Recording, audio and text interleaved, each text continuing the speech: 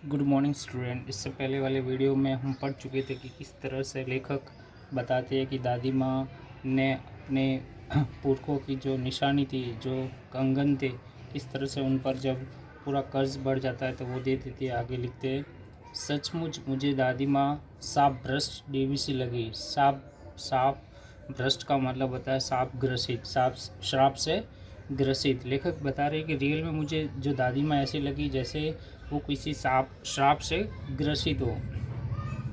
यहाँ पे आप देखोगे तो मतलब एक इमेनाइजेशन किया गया है कि किस तरह से जो दादी माँ है वो स्वर्ग सिधार चली जाती है, इसके बारे में पूरा यहाँ पे बताया गया है। धुंधली छाया विलीन हो गई। धुंधली छाया, धुंधला का मतलब होता है जो हल्का हल्का दिखता है ना, उसको बोलते हैं। तो धुंधली छाया विलीन हो गई। विलीन का मतलब होता है गायब होना, ठीक है। मैंने देखा दिन काफ़ी चढ़ गया था।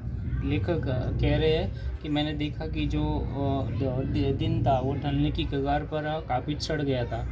पास के लंबे खजूर के पेड़ से उतरकर एक कौवा अपनी घिनौनी काली पांखें फैलाकर मेरी खिड़की पर बैठ गया था। घिनौनी का मतलब होता है सबसे निकृष्ट, गिरा हुआ, जिसको नीच पतित बोल सकते हैं। अपन बोलते हैं कि ये तूने कितना घिनौना है। घिनौना का मतलब निकृष्ट। पेड़ से उड़कर एक कौवा, लेखक बता रहे हैं कि दिन काफ़ी चढ़ गया था और लेखक का जो घर था वहाँ पर एक लंबे खजूर के पेड़ से उड़कर एक कौवा अपनी घिनौनी नीच हरकत काली जो उसकी पंख से फैलाकर मेरी खिड़की पर बैठ गया। हाथ में अब भी किशन भैया का पत्र काँप रहा था।